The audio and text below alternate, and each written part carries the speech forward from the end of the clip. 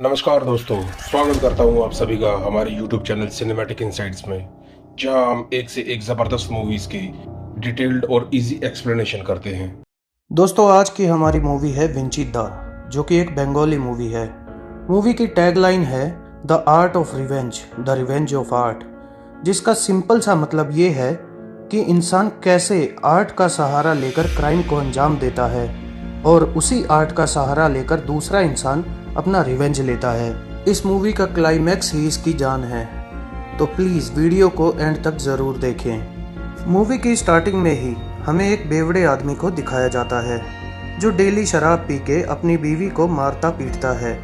उनका एक बेटा जिसका नाम आदि बोस है, जो अपनी टीनेज में ही लॉज ऑफ क्राइम के बारे में पढ़ता रहता है। बाहर हो रहा हंगामा सुनकर आदि बोस आके अपनी माँ को बचाने की कोशिश करता है, लेकिन उसके पिता उसे एक झापड़ लगाकर वापस अंदर जाने को बोलते हैं। आदि बोस डेली के तमाशे से परेशान हो जाता है और अपना क्रिकेट बैट उठा लाता है और उसी बैट से अपने पिता को मार मार कर उनका मर्डर कर देता है। मर्डर करने के बाद आदि बोस खुद ही पुलिस को कॉल करता है और अपने आप को पुलिस के हवाले कर देता है।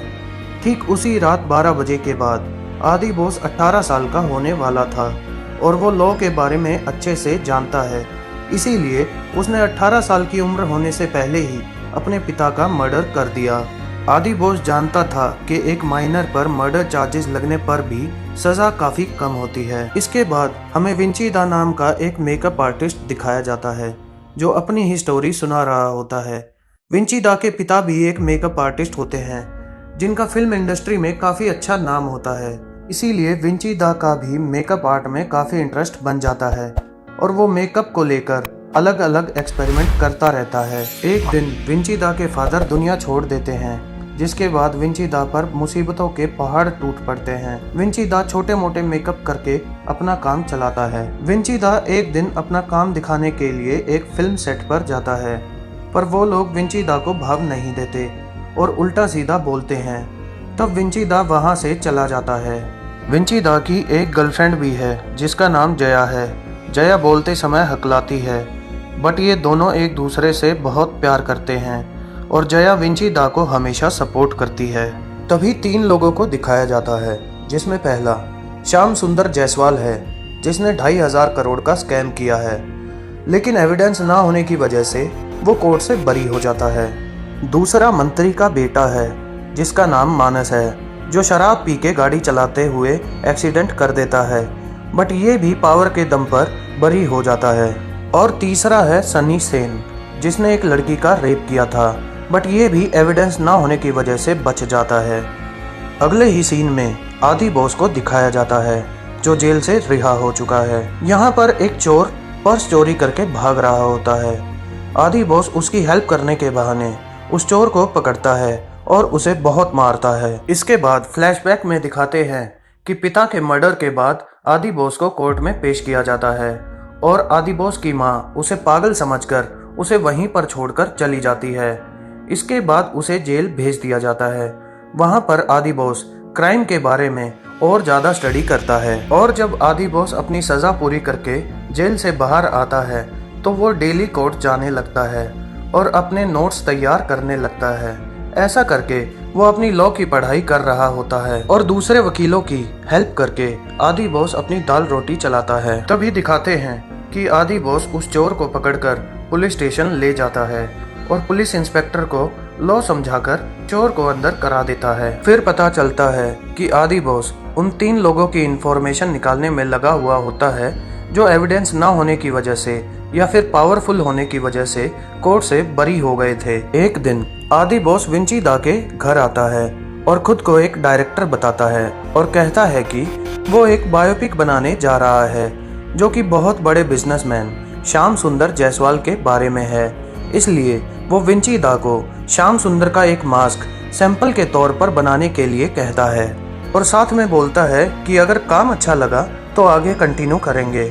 इतना बोलकर और कुछ एडवांस देके आदि बोस वहाँ से चला जाता है। जब विंची दा उस मास्क पर काम कर रहा होता है तो आदि बोस छुपकर उसकी वीडियो बना लेता है। फाइनली विंची दा मास्क कंप्लीट कर देता है। आदि बोस उस मास्क को पहनकर देखता है और विंची दा के काम से बहुत ज्यादा खुश हो जाता है। इसके बाद श्याम सुंदर एक रेस्टोरेंट में खाना खाने के लिए जाता है। तभी वो एक न्यूज़ देखता है जिसमें श्याम सुंदर एक बैंक को लूट रहा होता है और वहां के गार्ड को गोली मार देता है और वहां से भाग जाता है। ऑफ कोर्स वो श्याम सुंदर नहीं था बल्कि आदि बोस था। श्याम सुंदर घबराकर अपने लॉयर को कॉल करता है और अपने फार्म हाउस पर छुपने के लिए चला जाता है। बट पुलिस श्याम सुंदर को ढूंढ लेती है और अरेस्ट कर लेती है। अगले दिन ये बात विंची दा को पता चलती है और वो हैरान रह जाता है। तभी उसे सारी स्टोरी समझ आती है कि आदि बोस ने उसका अच्छे वाला काटा है। तभी आदि बोस वहाँ खुद आ जाता है और चाय की चुस्की लेते हुए विंची दा को बताने लगता है कि श्याम सुंदर एक क्रिमिनल है और उसकी वजह से कई लोगों ने अपनी जान दी है और काफी लोग बेघर हो गए हैं। और साथ में बोलता है कि पहले तो वो बच गया था, इसलिए लॉयर होने के नाते अब मेरा फर्ज है कि मैं उसे उसके किए की सजा दिलवाऊं। तब विंची दा उसे इनोसेंट गार्ड के बारे में पूछता है। तब आदि बोस बोलता है कि वो गार्ड तो एक सेक्रीफाइस है जो न्याय के लिए कुर्बान हुआ है और इससे बहुत सारे लोगों का भला हुआ है। खैर आखिरकार आदि बोस विंची दा को मना लेता है और अपना अगला टारगेट दिखाता है जो कि मिनिस्टर का बेटा मानस शाह है। विंची दा सारी रात उस इनोसेंट गार्ड के बारे में सोचता रहता है और एंड में खुद को समझा लेता है कि आदि बोस का काम समाज के लिए सही है और ये सब विंची दा आदि बोस को इमेजिन करते हुए सोचता है। अगले दिन विंची दा जया से मिलने जाता है और अजीब अजीब बातें बोलने लगता है जो जया के सिर के ऊपर से जाती हैं। फिर भी जया विंची दा को बोलती है कि तुम जो भी करो मैं तुम्हारे साथ हूँ। उसके बाद विंची दा जया को शॉपिंग कराने के लिए ले जाता है। दूसरी तरफ मानस जो नशे में धुत होता है और खुद गाड़ी ड्राइव करके घर जाना चाहता है। अपने दोस्त के बहुत समझाने के बाद भी मानस नहीं मानता और गाड़ी लेकर निकल जाता है। घर जाते समय उसे रास्ता ब्लॉक मिलता है। मानस गाड़ी से उतरकर रास्ता क्लियर करने की कोशिश करता है। तभी वहां आदि बोस आके मानस को हेल्प ऑफर करता है और हेल्प के बहाने आदि बोस मानस को बेहोश कर देता है। इसके बाद आदि बोस मानस का मास्क लगाकर उसी की गाड़ी से 5 लोगों को मार देता है जो फुटपाथ पर सो रहे थे। एक्सीडेंट करके आदि बोस वहां लगे सीसीटीवी कैमरे में पत्थर मारकर भाग जाता है। तो अगले दिन आदि बोस विंची दा के पास आता है और रात में हुए इंसिडेंट के बारे में बताता है कि कैसे उसने मानस को सबक सिखाया। विंची दा चिंता जताते हुए पूछता है कि इस बार तो किसी की जान नहीं गई ना, जिसका जवाब आदि बोस ना में देता है। उसके बाद पुलिस मानस को अरेस्ट कर लेती है और इस बार उसे सजा भी हो जाती है। अगले दिन विंची दा को पता चलता है कि एक्सीडेंट में 5 लोग मारे गए हैं। ये जानकर विंची दा को बहुत गिल्टी फील होता है और वो एक्सीडेंट साइट पर पहुंच जाता है। वहां विंची दा के पास एक बच्चा आता है और एक स्टिक खरीदने के लिए कहता है। विंची दा उसे 10 रुपए देकर एक स्टिक खरीद लेता है। तभी वो बच्चा विंची दा को बताता है कि उस एक्सीडेंट में उसके पिता की भी मौत हुई है। रात गर्मी ज़्यादा होने के कारण उसके पिता वहां आकर सो गए थे, लेकिन किसी ने उनके ऊपर गाड़ी चढ़ा दी। विंची दा और ज़्यादा गिल्ट में आकर उस बच्चे के घर चला जाता है और उस बच्चे की माँ को कुछ पैसे देने लगता है, बट वो लेडी पैसे लेने से मना कर देती है। तो विंची दा अफसोस के साथ वहां से चला जाता है। उसी दिन आदि बोस रात में विंची दा के घर आता है और आखिरी काम करने के लिए कहता है, लेकिन विंची दा उसे मना कर देता है। तब आदि बोस विंची दा को अपने बनाए वीडियोस दिखा के ब्लैकमेल करता है और उन वीडियोस में कहीं भी आदि बोस नहीं है, सिर्फ विंची दा है। तो पुलिस तो विंची दा को ही पकड़ेगी। इसके बाद आदि बोस विंची दा को तीसरे शिकार के बारे में बताता है जो है सनी सेन, जो रेप करके भी आज़ाद घूम रहा है। इतना कहकर आदि बोस सनी सेन की इमेजेस देकर वहां से चला जाता है। अब विंची दा के पास कोई ऑप्शन नहीं बचा। अगर वो काम के लिए मना करता है तो आदि बोस विंची दा को या तो मार देगा या पुलिस से पकड़वा देगा।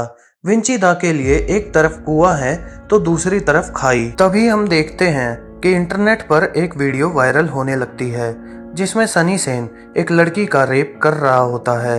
वो वीडियो पुलिस तक भी पहुंच जाती है। पुलिस तभी सनी सेन को अरेस्ट कर लेती है और उसकी जमकर धुलाई भी करती है। सनी सेन को बेल तो मिल जाती है, बट उसकी पर्सनल लाइफ बर्बाद हो जाती है। उसकी वाइफ उसको डाइवोर्स देकर बच्चों को लेके घर छोड़कर चली जाती है। इसके बाद एक दिन विंची दा आदि बोस से मिलने उसके घर आता है और आदि बोस से अपने वीडियोस मांगता है, लेकिन आदि बोस विंची दा को वो वीडियोस देने से मना कर देता है और कहता है कि ये मेरे पास ही सेफ है, क्या पता फ्यूचर में तुम अपना मुंह खोल दो, इसलिए सिक्योरिटी के तौर पर ये वीडियोस मेरे पास ही रहेंगे, यहाँ तक तुम्हारा काम खत्म और मेरा काम शुरू। अगले सीन में हमें पता चलता है कि आदि बॉस ने सनी सेन का मास्क लगाकर किसी और का नहीं बल्कि जया का ही रेप किया था, बट वो विंची दा को बोलता है कि वो एक रैंडम लड़की थी। उसके बाद विंची दा आदि बॉस से पूछता है कि जब मेडिकल टेस्ट होगा तब तो सनी सेन बच जाएगा। तब आदि बॉस विंची दा को जवाब देता है कि उसने कंडोम यूज किया था, तो ऐसा नहीं होगा, अब वो नहीं बच सकता। इसके बाद सीन फ्लैशबैक में चला जाता है, जहां विंची दा जया से मिलता है और जया उसको वो रेप वाली वीडियो दिखाती है और फिर जया खुद खुशी करने की कोशिश करती है, लेकिन विंची दा उसे रोक लेता है और कहता है कि जिसने भी ये किया है मैं उसे नहीं छोड़ूंगा, तुम चिंता मत करो, मैं हमेशा तुम्हारे साथ हूँ। अगले सीन में दिखाते हैं कि आदि बॉस कैमरे के सामने ही अपनी शराब में जहर मिलाकर पी लेता है और मर जाता है। अगले दिन वहाँ पुलिस आती है और ये रिकॉर्डिंग देखकर समझ जाती है कि आदि बॉस मेंटल केस था। बाद में पता चलता है कि जब विंची दा आदि बॉस के घर आया था तब विंची दा आदि बॉस को पानी लेने भेज देता है और पीछे से उसकी ड्रिंक में जहर मिला देता है। उसी ड्रिंक को पीकर आदि बॉस की मौत हो जाती है। विंची दा ने अपनी ही आर्ट की हेल्प से अपना रिवेंज लिया, मतलब विंची दा ने ही आदि बॉस का मास्क पहनकर वो वीडियो बनाया था और वहां से सारे सबूत मिटाकर चला गया। उसके बाद एक इंस्पेक्टर को आदि बॉस के केस में कुछ गड़बड़ लगती है। वो पहले आदि बॉस से मिल चुका था जब वो चोर को पकड़कर पुलिस स्टेशन लाया था। इंस्पेक्टर नोटिस करता है कि आदि बॉस की आवाज़ वीडियो में अलग है और जब वो इंस्पेक्टर से मिला था तब उसकी आवाज़ अलग थी। इसके बाद वो इंस्पेक्टर आदि बॉस का लैपटॉप स्कैन करता है, जहां पर उसको कुछ वीडियोस और फोटोज मिलते हैं जिसमें विंची दा का भी एक फोटो था। और इसी के साथ पुलिस हर जगह विंची दा के वांटेड पोस्टर लगा देती है। अब क्योंकि विंची दा अपना चेहरा लेकर कहीं नहीं जा सकता था, तो विंची दा अपनी आर्ट की मदद से अपना और जया का हुलिया बदल देता है और एक बूढ़े कपल का भेष बनाकर वो लोग शहर से निकल जाते हैं। इसी के साथ मूवी खत्म हो जाती है।